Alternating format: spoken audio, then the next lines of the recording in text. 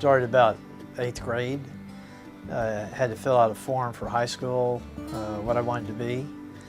That's the usual, the doctor, the fireman, the policeman, and dentist. I thought about dentist because one need to have emergency, late night hours and things like that.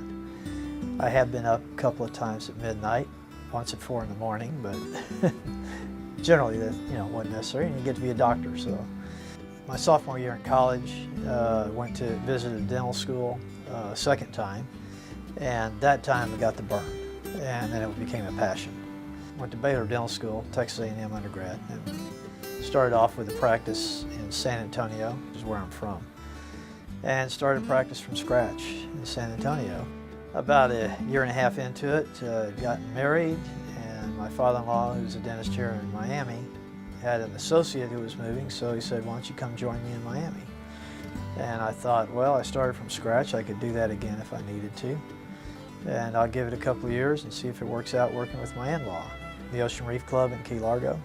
And they built a building down there, and these patients asked him to open an office down there. He asked me what I thought. I said, I've done a satellite practice. I don't ever want to do that again, but this is a little different, and it's a nice place to practice. So I started going down there in 1981, actually. It became very good for 15 years before he retired. Great practice together. In '93, I moved into this office. Now I have the 2 practices. Well, most patients that come in to see me, they have some need. The conditions of their mouth are not great, then I will head down the path of you need to upgrade the quality of your dentistry so your mouth can be healthy, or you need to get the gums healthier so that you can keep your teeth for a lifetime.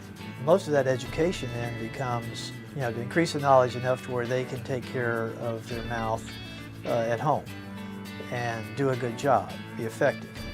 And we try to provide the necessary aids, that are needed to do that. So the key, of course, is education, learning what you need to know to take care of your mouth. With that education, then you can make wise decisions. The second part is, what is it that you want to have done to your mouth to either improve the quality of the dentistry or from a cosmetic standpoint, if there's a need to enhance the smile, and that's something that's significant and important as it is in most people's lives. It can make a difference in a better job. As much as we don't like to say that we have first impressions and base decisions on that, a lot of times there are the first impressions. And so those really need to be good, and the smile is the key to that. Cosmetic dentistry has been a focus from the beginning. The other thing is the highest quality dentistry. And of course, this is something a lot of dentists talk about is, good quality dentistry, good aesthetics, good cosmetics. What we've added to that is what's referred to as biomimetics, trying to mimic tooth structure as closely as possible. In doing that, there have been courses that I've taken that help to understand a lot better the structure of the teeth and how to rebuild the tooth to be much more conservative in the work that we do. Probably the most important thing about our team is that I've had most of them working with me for over 20 years. Sue's over 30 years. That to me is a good indication that I'm doing good as a boss. It's also a good indication for the way that they're treating the patients that come in. A key for a new patient is that first contact with the office. And as much as I would like to think that most of the reason a patient decides to have me do their dentistry and be a patient in my office is me, I know that the larger percentage is the staff. So the staff is such a key. And that's where I've really been blessed to have the great people that are working with me. They really can meet the patient's needs from the very beginning and seeing to it that they're appointed properly, and then carry on from there. How they want to have things done and how to structure it, making the appointments. Another key is that they work together. They can do each other's job pretty well if they need to. And that's also true for my office at Ocean Reef. I've had one person there for over 30 years. The hygienist that I have, when we hired her, she's been working with me ever since we started having a hygienist there. besides my wife, who's also a hygienist.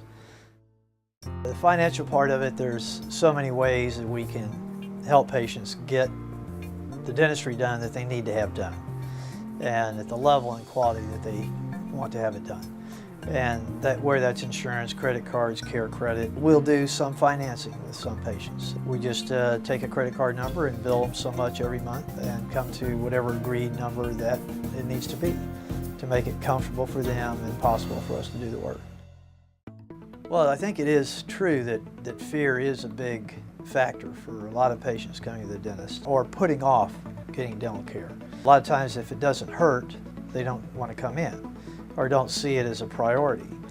The problem is that, like cancer, that can begin and you have no sign or symptoms, decay is a similar type of situation.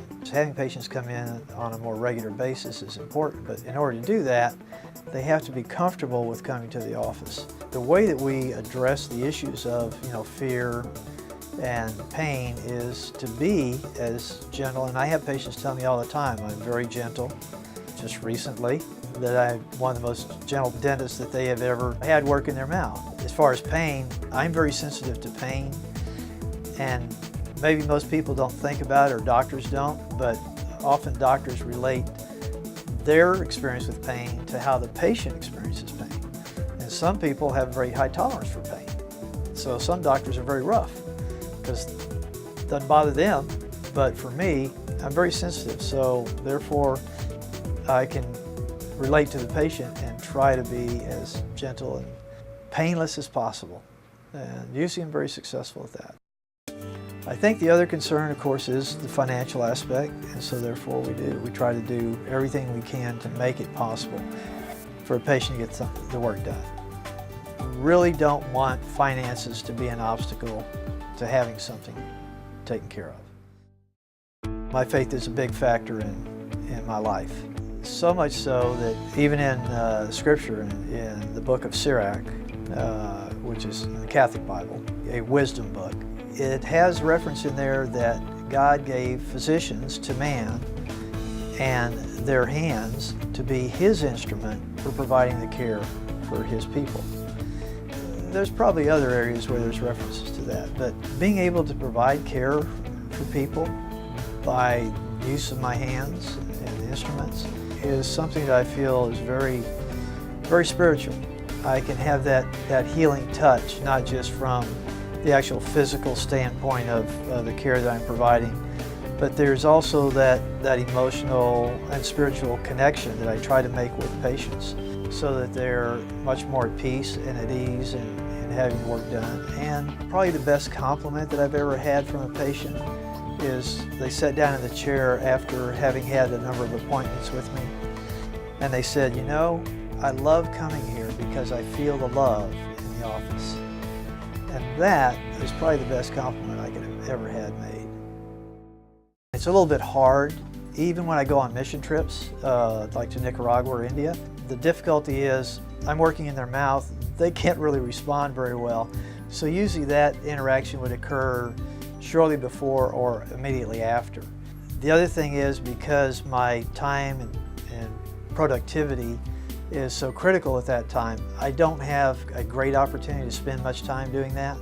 So I rely on others who are there, spend a little time to pray for them if they have any requests, or just in general to pray for them. While I'm working, there's many times that I'm praying.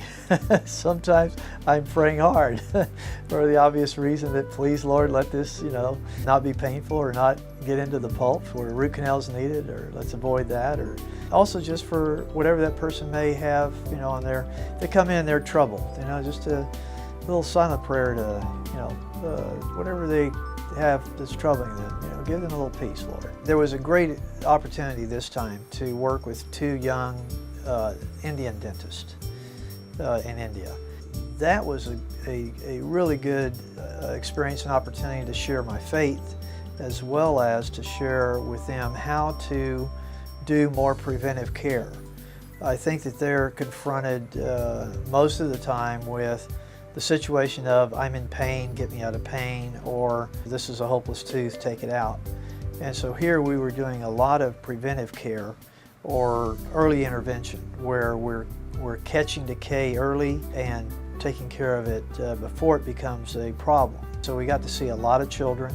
I had a great experience with one young girl, 14, the last time I saw her 2 years ago, and this time at 16, she had broken 2 of her front teeth, and they were quite substantially broken, a little more than half. And so I was able to rebuild those and give her smile back. And so that was such a gratifying moment. Being with children whose parents are not Christian, some are Muslims, most of them were Hindu, and for them to encounter someone who's Christian doing dentistry, giving it to them as a gift, because I have been so blessed, and that was something that I expressed publicly in front of many of the people, that because God has blessed me so much that I have the opportunity to bless them with my gifts of dentistry and to help them in their lives. That was a great opportunity for me. I have fun doing it.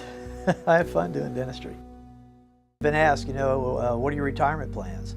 My retirement plan is when I can't do it anymore, when I just am not able to do the dentistry as good as I expect it to be done, that's when I'll retire.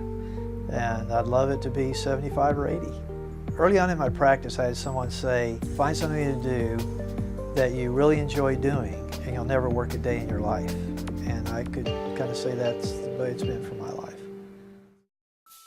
The type of dentistry that I do is very cosmetic focused, as well as very high-end restorative, getting the tooth or teeth restored and the mouth restored to as healthy a state as possible. That would include implants, it would include veneers, crowns, or just the basic fillings. Getting them done in a manner that is the most biocompatible, and term we are using today, biomimetic, mimicking nature as best we can. So that's really my focus today.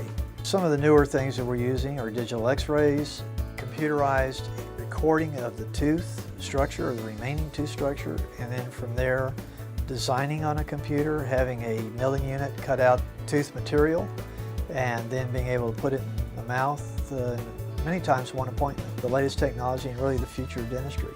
Technology continues to move on and dictate how we do things. And so it's having control of that technology. Give us a call so that we have an opportunity to meet with you and see how we can meet your needs. The office number is 305-371-6040.